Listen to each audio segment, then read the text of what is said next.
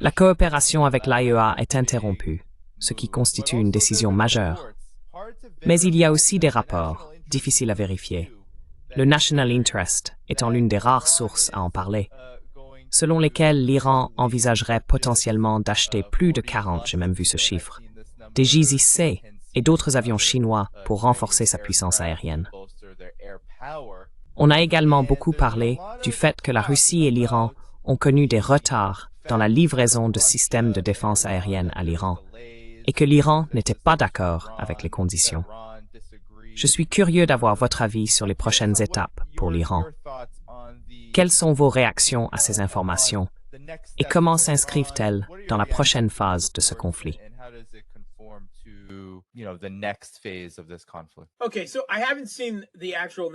D'accord. Je n'avais pas vu l'article du National Interest avant maintenant, mais j'ai entendu parler de ces rapports sur les réseaux sociaux et je les ai consultés. Et, vous savez, il est certain qu'il est possible qu'ils soient vrais. Je ne vois pas de meilleure source non plus dans l'article du National Interest. C'est possible, non? Mais il est aussi possible qu'il s'agisse de pure désinformation, pour une raison ou une autre. Je ne peux pas vérifier cela. Je n'ai aucune preuve à ce sujet. Vous savez, le J-10 est un bon avion, mais le Su-35 l'est aussi. Maintenant, en ce qui concerne les retards de la Russie en matière de défense aérienne.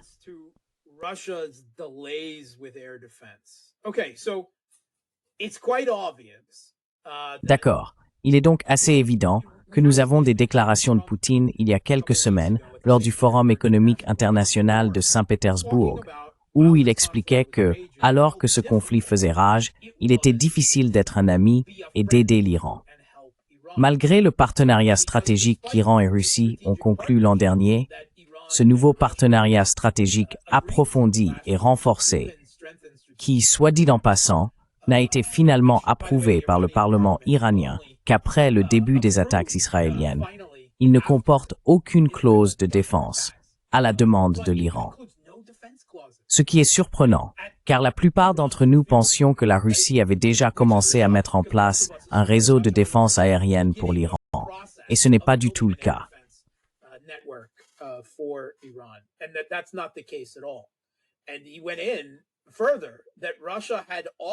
Et il est allé plus loin, affirmant que la Russie avait proposé à l'Iran un pacte de défense mutuelle, comme celui qu'elle a signé avec la Corée du Nord. Et l'Iran a répondu « Merci, mais non merci ».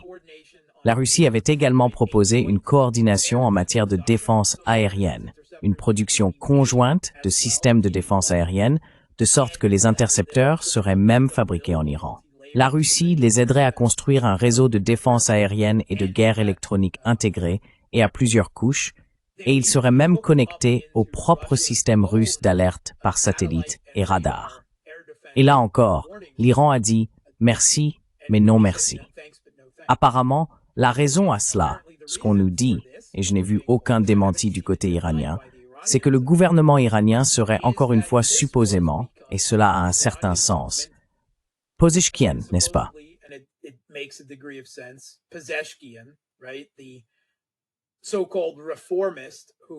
Le soi-disant réformiste qui s'est présenté avec une campagne naïve au possible, visant à apaiser et à améliorer les relations avec l'Occident.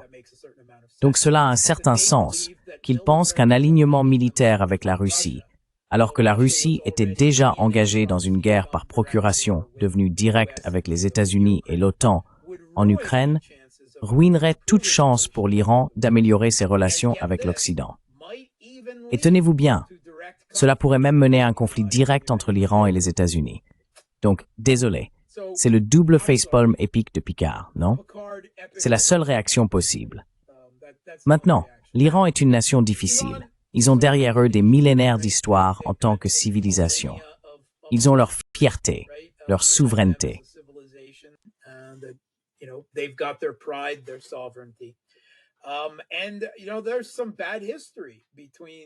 Il existe un lourd passé entre la Russie et l'Iran, que ce soit à l'époque de l'Empire des Romanov et de l'Empire perse, ou même pendant la Seconde Guerre mondiale, lorsque l'Union soviétique et la Grande-Bretagne ont envahi l'Iran par crainte que ce dernier ne se range du côté des puissances de l'Axe. Et vous savez, ça n'a duré qu'un temps. De plus, il y avait eu un accord antérieur, un peu avant, et autour de 2010, pour que la Russie livre à l'Iran son système de défense aérienne S-300. Un peu ancien, mais toujours très redoutable, n'est-ce pas? L'Ukraine les utilisait avec beaucoup d'efficacité lors de la première ou des 2 premières années du conflit là-bas, jusqu'à ce que la Russie finisse par tous les éliminer. Mais la Russie traversait alors sa propre phase de naïveté, croyant qu'elle pouvait conclure un accord, qu'elle pouvait s'attirer les faveurs de l'Occident. C'était à l'époque où Medvedev était président.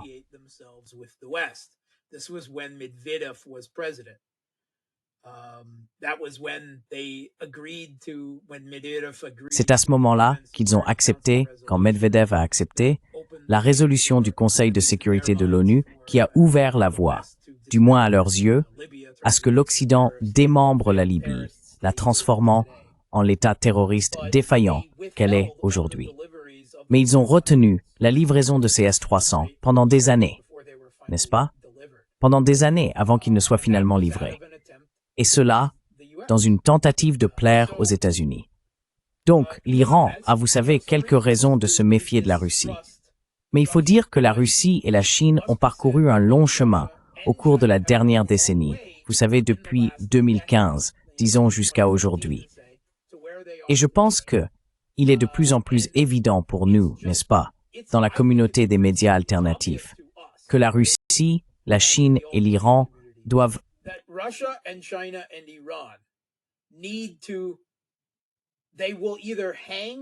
ils survivront ensemble ou ils seront pendus séparément. C'est aussi simple que ça. Ce sont les seules options. Les États-Unis voient une fenêtre d'opportunité géopolitique qui se referme. Ils voulaient d'abord abattre la Russie en Ukraine. L'administration Biden n'a pas échoué. Elle vient simplement de tenter de faire tomber l'Iran. Il s'agit, disons, d'une priorisation et d'un enchaînement stratégique, n'est-ce pas? L'objectif final, bien sûr, est de s'attaquer à la Chine, mais ils ont essayé d'isoler la Chine en éliminant la Russie. Et quand cela n'a pas fonctionné, l'Iran est devenu la cible suivante. Tous les présidents américains depuis Obama ont essayé de se tourner vers l'Asie pour affronter la Chine, mais ils se sont tous retrouvés empêtrés, chacun d'entre eux, soit au Moyen-Orient, soit maintenant en Europe de l'Est avec l'Ukraine et la Russie également.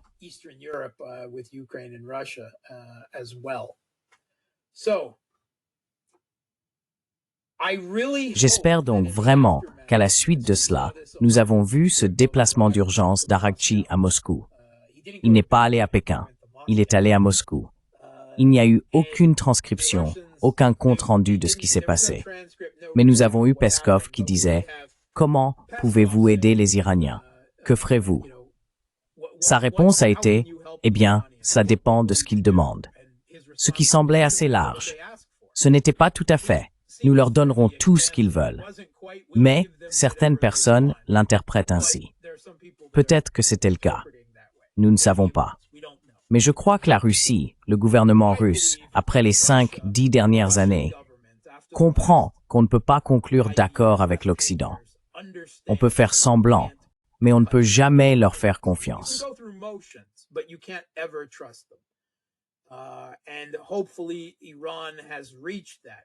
Et j'espère que l'Iran a atteint ce stade. Mais ils doivent aussi apprendre à faire confiance à la Russie et à la Chine. Je pense que cela deviendra plus facile si tout est présenté comme un arrangement tripartite, n'est-ce pas? Tout se fait ensemble. Il ne s'agit pas simplement que l'Iran doive parvenir à un accord avec la Russie et dépendre de la Russie et lui faire confiance, ou dépendre de la Chine et lui faire confiance. Tout doit se faire à trois, n'est-ce pas? Accord de défense mutuelle, accord stratégique, tout ce qu'il faut. Parce que, encore une fois, ils devront s'unir et survivre pour fonder l'ordre mondial multipolaire, ou ils ne le feront pas, et nous aurons un autre siècle d'hégémonie mondiale occidentale mené par les États-Unis. Voilà l'enjeu. C'est tout.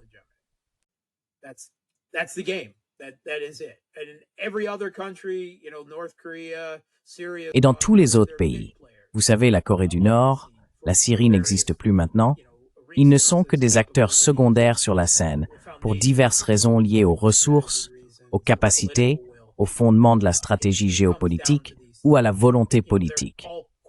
Tout se résume à ces trois-là. Ils sont tous clairement désignés comme des adversaires par les États-Unis. Et nous avons eu des déclarations de Kellogg, l'ancien général Kellogg, qui était en réalité le babysitter de Trump pour le régime de Kiev lors des pourparlers diplomatiques déjà effondrés visant à clore le conflit ukrainien selon les conditions américaines. Mais Kellogg nous a averti qu'il existait une nouvelle réalité géopolitique. Et c'est pourquoi l'administration Trump essayait au moins de considérer, sans évidemment réussir, mais en essayant d'adopter, un point de vue de politique étrangère plus réaliste, parce qu'auparavant, ils pouvaient traiter séparément avec la Russie, la Chine et l'Iran. Mais désormais, ils étaient tous interconnectés d'une certaine manière, et ils collaboraient entre eux.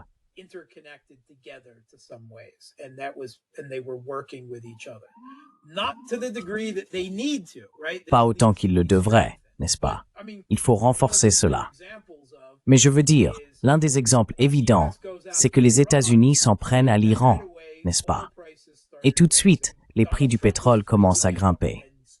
Donald Trump panique et crie sur, je ne sais pas, le marché.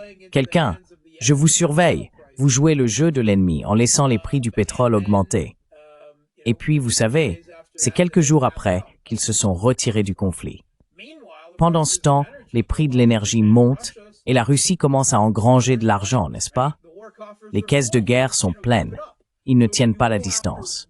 Donc, on s'en prend à l'un des trois, et cela a des effets négatifs.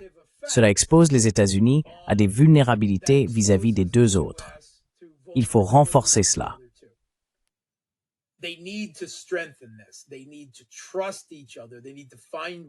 Ils doivent se faire confiance. Ils doivent trouver des moyens de se faire confiance. Et la défense militaire entre les trois, la défense en matière de renseignement, la coopération en matière de renseignement et d'autres formes de coopération, je pourrais certainement dire que tant les médias iraniens que les médias chinois pourraient envisager une certaine coopération avec RT et Sputnik. Je veux dire, il paraît qu'il existe déjà des programmes de coopération, mais ils ne vont pas assez loin. Parce que je veux dire, RT, j'ai mes propres réserves, n'est-ce pas? Ils ont leurs petites querelles internes, leurs défauts, mais personne ne peut nier leur efficacité, n'est-ce pas? Je veux dire, les États-Unis ne cessent de crier sur leurs effets en Afrique et en Amérique du Sud et sur la façon dont ils retournent le monde contre eux en permanence.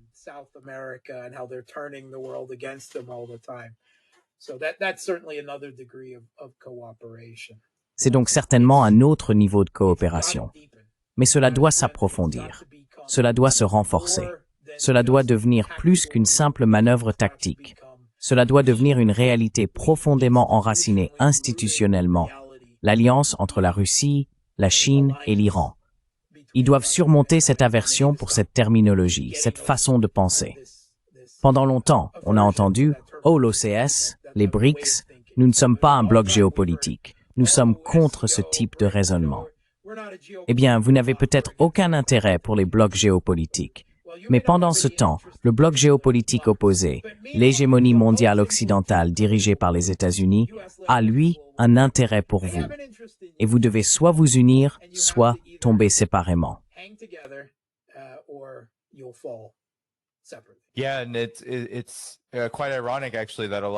Oui, et c'est assez ironique en fait, que de nombreux rapports sur la possibilité que l'Iran renforce sa puissance aérienne et ses défenses antiaériennes avec des avions chinois soient parus alors que les ministres de la Défense de l'OCS se réunissaient.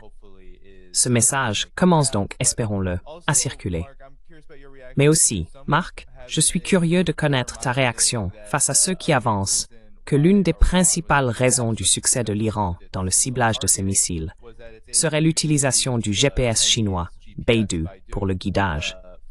Quelle est ta réaction à cela, à ta connaissance de ces systèmes, et en quoi cela pourrait indiquer qu'une coopération accrue serait effectivement un avantage plutôt qu'un obstacle, alors que ces trois puissances considèrent souvent l'alliance comme un potentiel frein pour elles? alliance kind of fold as being potentially a hindrance to them. Oui, je veux dire, les réseaux de satellites chinois qui voient leur capacité croître presque chaque mois, ainsi que le système GLONASS russe sont extrêmement performants. D'après ce que je comprends, la Russie et la Chine partagent et coordonnent de plus en plus activement leurs informations en permanence, à tel point qu'il est difficile de les considérer comme des capacités distinctes à ce stade, tant le partage de renseignements entre les deux est important. L'un ou l'autre pourrait expliquer ce que l'on entend actuellement sur les plaintes israéliennes concernant la précision d'au moins certaines frappes iraniennes avec leurs nouvelles armes. Et vous savez, l'espace n'est plus qu'un champ de bataille parmi d'autres, n'est-ce pas? Space is just another battlefield now, right? We often think of space only in terms of science fiction. Vous savez, on pense souvent à l'espace uniquement en termes de science-fiction, de pistolets laser et tout ça, mais les satellites et les capacités anti-satellites, c'est ça le vrai enjeu en ce moment. Ce ne sont même plus tellement les armes cinétiques, les barres de Dieu et ce genre de choses. Tout tourne autour des satellites et des armes anti-satellites. C'est une réalité. Et l'Iran a évidemment besoin d'aide dans ce domaine. Et c'est certainement l'une des choses qu'ils ne peuvent pas facilement obtenir par eux-mêmes. Du moins pas dans un délai qui compte. Donc, on sait que pendant le conflit, pendant cette guerre de 12 jours, comme Trump l'appelle, je vois ça plutôt comme une escarmouche, une façon de repousser le problème jusqu'à la prochaine flambée du conflit. The next outbreak of the conflict. But that Putin and Xi Jinping had an hour and a half. Mais le fait que Poutine et Xi Jinping aient eu une conversation téléphonique d'1 heure et demie qui, selon eux, portait presque entièrement sur le conflit et la guerre contre l'Iran est significatif. Nous ne savons pas ce qu'ils se sont dit. Nous ne savons pas à quoi ils se sont mis d'accord. Nous ne savons pas non plus comment ils pourraient se répartir les tâches et les responsabilités pour aider l'Iran. Cette discussion actuelle sur le J-10, encore une fois, je considère tout cela comme des rumeurs. Peu importe, que l'Iran prenne le J-10 ou le Su-35, cela m'est égal tant qu'ils en prennent un. Mais en réalité, je pense qu'ils devraient se préoccuper bien plus de la défense aérienne, surtout quand on parle de ce qu'ils reçoivent. Ils ont besoin de plus de partage de renseignements. Ils ont besoin d'aide en contre-espionnage de la part de la Russie et de la Chine. Ils ont besoin de souveraineté numérique. Voilà. Ils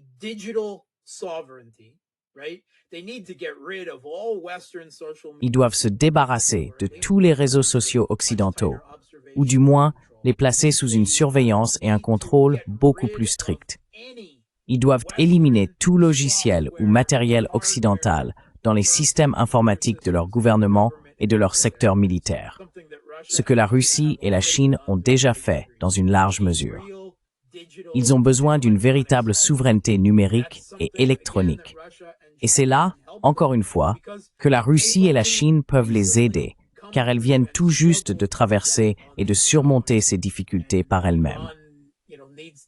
Et l'Iran doit apprendre à accepter de l'aide dans toutes ces catégories. Je considérerais le contre-espionnage et la défense aérienne comme les priorités absolues. Mais je serais surpris, pour revenir à votre question initiale, s'ils n'obtenaient pas de données de ciblage satellite de la part de la Chine ou de la Russie.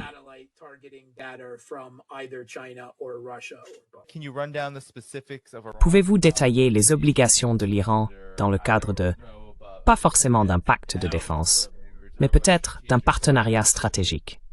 Il se demande si le soutien à la résistance était quelque chose que Poutine acceptait.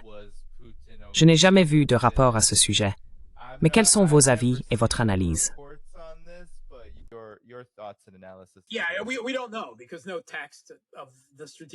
Oui, nous ne savons pas, parce qu'aucun texte du partenariat stratégique n'a jamais été inclus. C'est exact. Ça ne s'est pas produit avec la Corée du Nord, n'est-ce pas?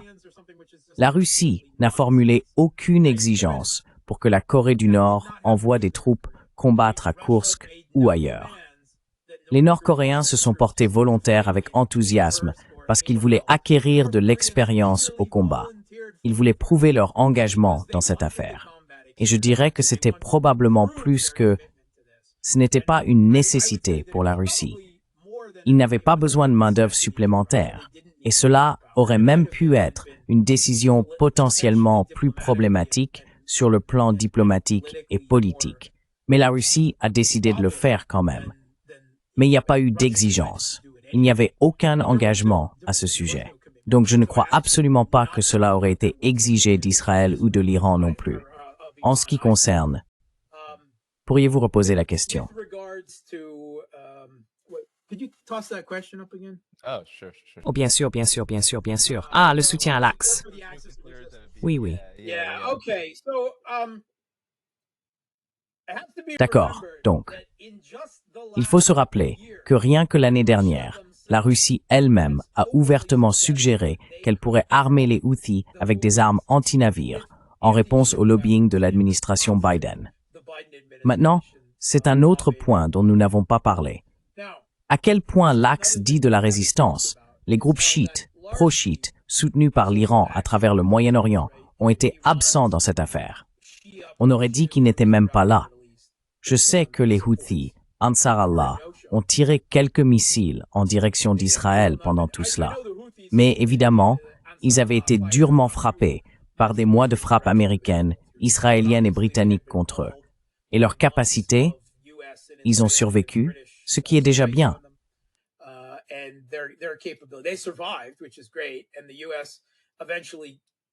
Et les États-Unis ont finalement dit « Cela coûte trop cher. Nous gaspillons trop d'intercepteurs de défense aérienne et de missiles de frappe. Et jouer à ce jeu du chat et de la souris ne sert à rien. » Puis ils ont simplement déclaré la victoire et ont éloigné leurs navires, hors de portée.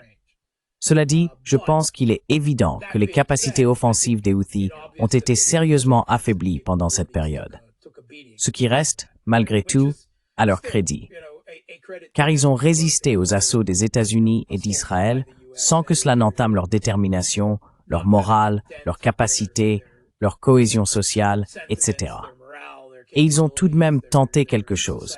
Mais avez-vous entendu quoi que ce soit de la part du Hezbollah pendant cette période? Avez-vous entendu, je veux dire, le Hamas se bat encore simplement pour Gaza et pour sa survie? Oui.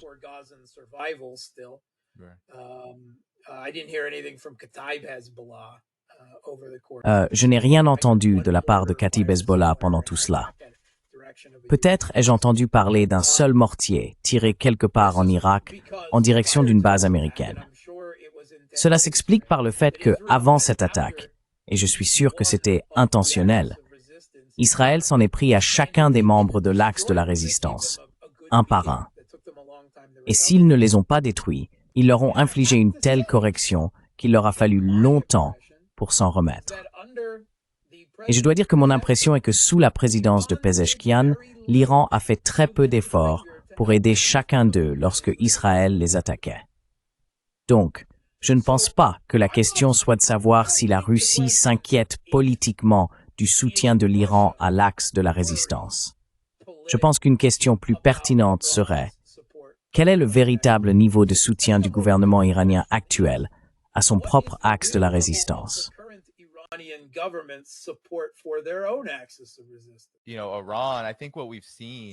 Vous savez, l'Iran, je pense que ce que nous avons vu, surtout au cours de ces 12 derniers jours d'hostilité, la guerre menée contre eux, c'est que l'Iran est farouchement souverain. Je veux dire, vous savez, Pezeshkian et les hauts responsables. Les gens les critiquent toujours. Mais même dans les rangs, il semble que dans leur armée, ils sont farouchement souverains. Tellement souverains et indépendants que certains pourraient même les critiquer d'être trop souverains. Trop indépendants. Trop réticents à coopérer avec, vous savez, la Russie. Ils veulent vraiment s'appuyer sur leurs propres capacités. C'était presque comme les déclarations du genre « on ne bouge pas d'un pouce » qui venaient d'Iran pendant cette période.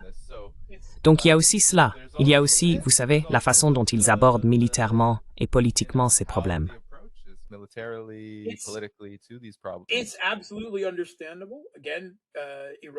C'est tout à fait compréhensible.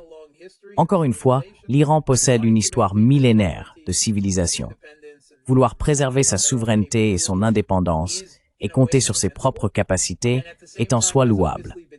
En même temps, cela a manifestement été poussé à un point tel que cela a causé de graves dommages à l'Iran lors d'une confrontation militaire avec l'Occident.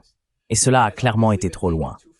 Leur susceptibilité, leur fierté, leur méfiance envers les autres ont failli mener à une arrogance fatale. Et comme je l'ai dit, la Russie, la Chine et l'Iran, ce n'est pas seulement un problème avec l'Iran, n'est-ce pas? Russia and China and Iran. It's not just a problem with Iran, right?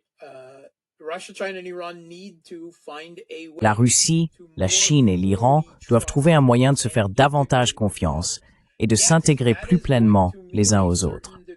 Oui, cela impliquera un certain degré de sacrifice de souveraineté.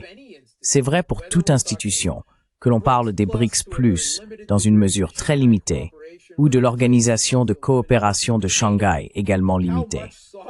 Mais regardez l'OTAN. Voyez combien de souveraineté les pays européens abandonnent aux États-Unis et à l'OTAN. Au moins, il existe un terrain plus égal, un rapport de force plus équilibré entre la Russie, la Chine et l'Iran que par exemple entre les États-Unis et je ne sais pas, la Belgique par exemple. Il y a donc une moindre perte de souveraineté. So there is less of a degree of sovereignty. That is a trade-off and of any type of. C'est un compromis inhérent à tout type d'alliance militaire ou politique plus large. Et encore une fois, si vous voulez mourir sur le cheval, sur la fière colline de la souveraineté et de l'indépendance poussée à l'extrême, c'est votre choix. Je veux dire, il y a là un sentiment louable. Mais je pense que, strictement en termes pragmatiques, réalistes et stratégiques, cela a déjà été poussé trop loin. Et le gouvernement iranien doit réévaluer la situation et trouver des moyens de coopérer et de s'intégrer beaucoup plus étroitement avec la Russie et la Chine. Et encore une fois, la Russie et la Chine devraient tirer les mêmes leçons de tout cela.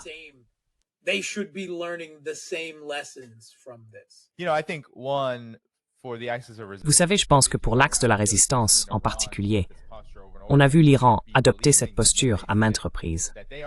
Et il faut les croire quand ils disent qu'ils ne sont pas directement en train de créer, de parrainer et en somme de former ces organisations et ces mouvements de résistance, qu'ils ne les créent pas véritablement. Ils apportent un soutien, mais ils ont répété à plusieurs reprises que non. Ansar Allah, le Hamas, peu importe, comptent beaucoup sur leur propre capacité locale, peut-être. Et je pense que cela vaut aussi pour le Hezbollah. Et cela montre aussi jusqu'où l'Iran peut vraiment les renforcer. Mais aussi que tous comprennent, et je pense qu'ils l'ont compris dès le début, qu'ils sont engagés dans une guerre d'usure qui va durer des années, voire des décennies, dont nul ne sait où elle mènera. Mais c'est essentiellement sur cela qu'ils misent, peut-être sans avoir d'autre choix.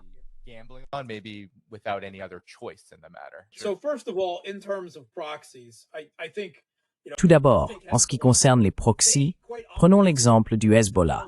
Il est assez évident qu'ils se sont développés au Liban en réaction aux actions israéliennes sur leur propre territoire. Oui, l'Iran leur a apporté un soutien, mais l'Iran n'a pas créé le Hezbollah dans la même mesure. Si l'on parle de soi-disant proxy, que les États-Unis ont créé un régime putschiste anti-russe en Ukraine, si l'on veut faire des comparaisons en matière de proxy. Je pense que sous le gouvernement actuel de Raisi, et après l'adhésion au BRICS+, et à l'Organisation de coopération de Shanghai, le gouvernement iranien a lui-même pris la décision de prendre une certaine distance politique et militaire vis-à-vis de l'axe de la résistance.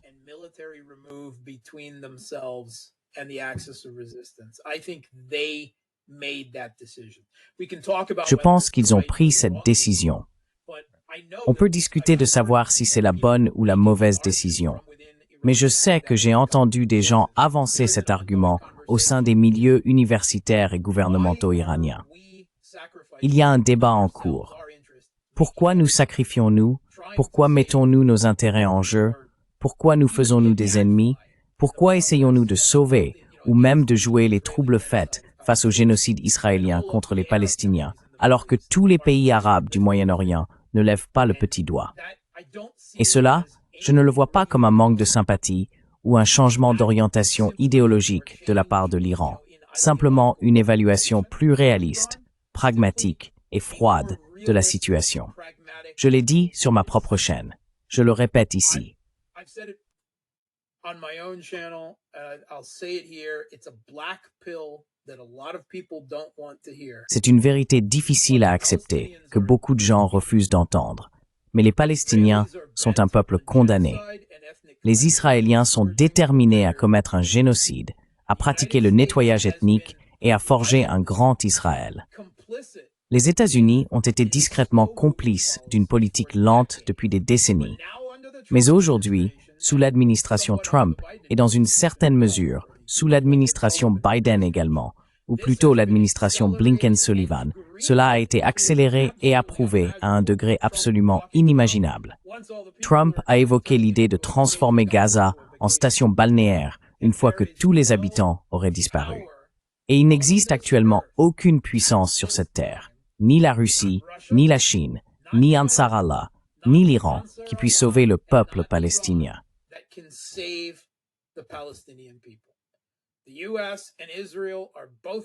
Les États-Unis et Israël sont tous deux des puissances nucléaires. Ils disposent tous deux d'une supériorité dans l'escalade.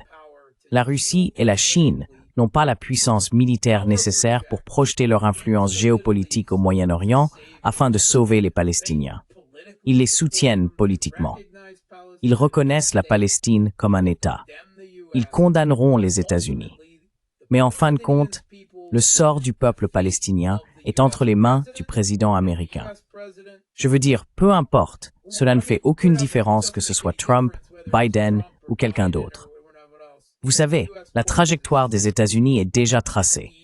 Le peuple palestinien finira par devenir un peuple nomade, tout comme, ironiquement, les Juifs l'ont été autrefois. Non seulement ils n'auront pas d'État, mais ils n'auront pas de patrie.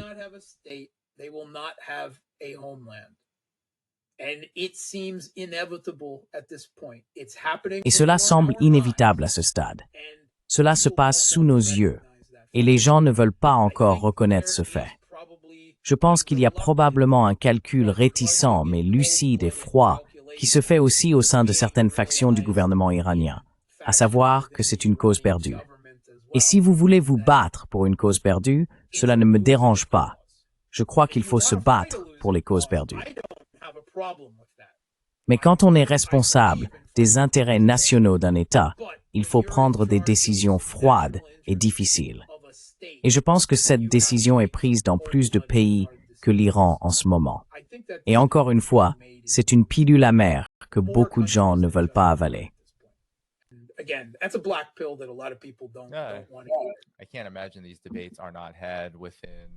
Je ne peux pas imaginer que ce débat n'ait pas lieu au sein du système politique iranien. Ne serait-ce que parce que, vous savez, il y a beaucoup de gens, je suppose qu'en Iran, et je pense être de cet avis, pour qui la Palestine est une question clé. Il s'agit de la libération nationale. Il faut défendre le peuple. C'est un combat qui en vaut la peine. C'est une cause qui pourrait ne pas l'emporter. C'est un débat idéologique. Oui, il se peut qu'elle ne l'emporte pas. Un argument international. Oui, exactement. Cela pourrait prendre des décennies, mais beaucoup de gens, même beaucoup de gens à travers le monde, considèrent cela comme une question existentielle et fondamentale pour de nombreux aspects. Mais il y a aussi, bien sûr, comme tu l'as dit, Marc, la question de savoir. Eh bien, qu'en est-il maintenant? Comment gère-t-on cela à l'heure actuelle? Tout cela est très compliqué. Je pense qu'il en va de même pour le partenariat Russie-Chine-Iran. Parce que, tu sais, l'une des choses que j'observe toujours, c'est jusqu'où ce partenariat peut aller avant qu'une crise n'éclate.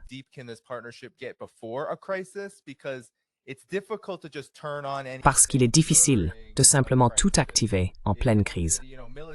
Le partenariat militaire, la coopération, toutes ces choses ne s'accélèrent pas soudainement lorsqu'une crise éclate. Il est vraiment essentiel, à mon avis, que toute forme d'hésitation de la part de l'une ou l'autre des parties soit résolue. Car au final, je pense qu'ils devraient tous en être bien conscients. Les États-Unis, Israël, les États-Unis et leurs vassaux, peu importe.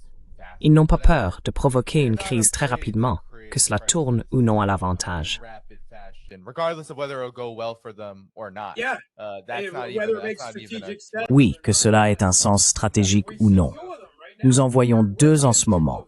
Nous sommes au cœur de deux de ces crises.